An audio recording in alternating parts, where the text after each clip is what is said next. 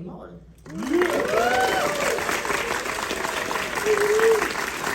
Thank you, Jenny. Good morning, everybody. Later today, I will be introducing another film with a superhero, Superman. And I actually see a great connection between Superman and James Bond. And these were characters created for a purpose.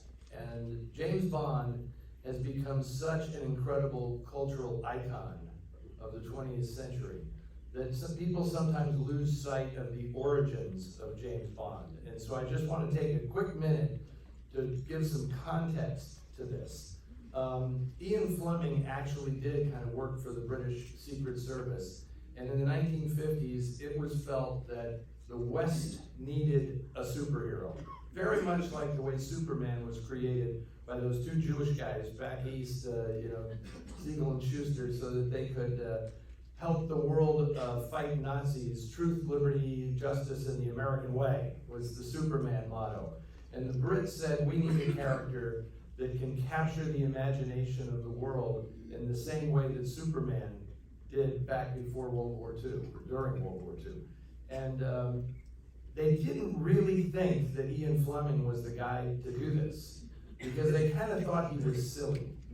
And this whole idea about a guy with all these gadgets and all this stuff, they just thought, this is ridiculous, you know? Ian's off his nut, I think, you know? And they actually wanted an American to do this. The Brits wanted to recruit an American writer because they felt that Americans had a better grasp of this kind of exciting action fiction and stuff. And at one point, they actually said, do you suppose we can get that bloke that created Sam Spade to make us? So they actually thought that Dashiell Hammett would be a great guy to create a hero to save the Western world. And then they did a little research and found out that Hammett was a Marxist, and they decided maybe he's not the right guy for this job after all. And so Ian Fleming created James Bond, and it was actually when Raymond Chandler, another great American writer, wrote a very positive review of Casino Royale that the Brits actually started to take Ian Fleming seriously. Like, wow, you know, we love that Chandler guy, and so yeah, if he says it's okay, I guess it's okay.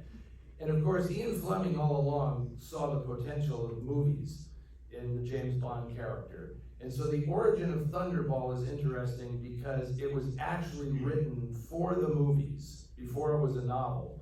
And a producer named Kevin McClory was attached, and he wrote the story with Jack Whittingham and Ian Fleming. They wrote the story for Thunderball. It was to be the first James Bond movie. But that all fell apart because they realized it would be too expensive to make this movie as the first one in the series, because James Bond was untested. And so they said they only had $1 million budget to make the first movie. And they ended up choosing to make Dr. No instead and let Thunderball sit for a while. But then Ian Fleming went ahead and took that story that had been concocted and turned it into the novel Thunderball, which led to all kinds of lawsuits. And Kevin McClory suing because he said that was my story. And so you will see a credit on here that has Kevin McClory listed as the producer of this film. That was kind of his buy-off to kind of go away and stop fussing about this. This movie was incredibly expensive to make. The visual effects are absolutely stunning. It won an Oscar for Best Visual Effects. It is the most financially successful of all the Sean Connery James Bond movies. It's the fourth one in the series.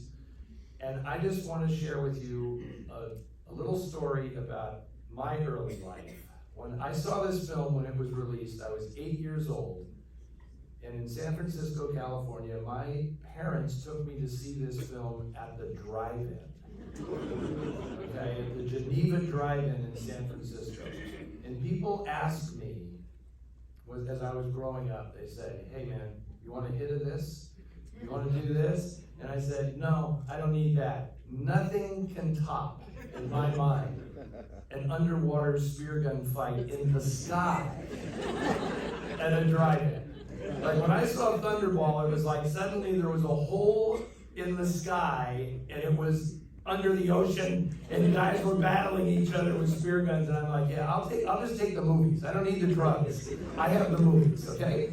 So that's my Thunderball story. And now, here I am introducing this film at TCM, and after the movie, we will have one of its stars, Luciana Paluzzi, the fabulous Luciana. Will be here in conversation with me briefly to discuss her part in Bond lore as Fiona Volpe, which means fox in Italian. So yeah, she will be here to share her experiences. So you made the right choice today. Get ready. Here you go. World premiere restoration of Sean Connery as James Bond. 007. Thunderball.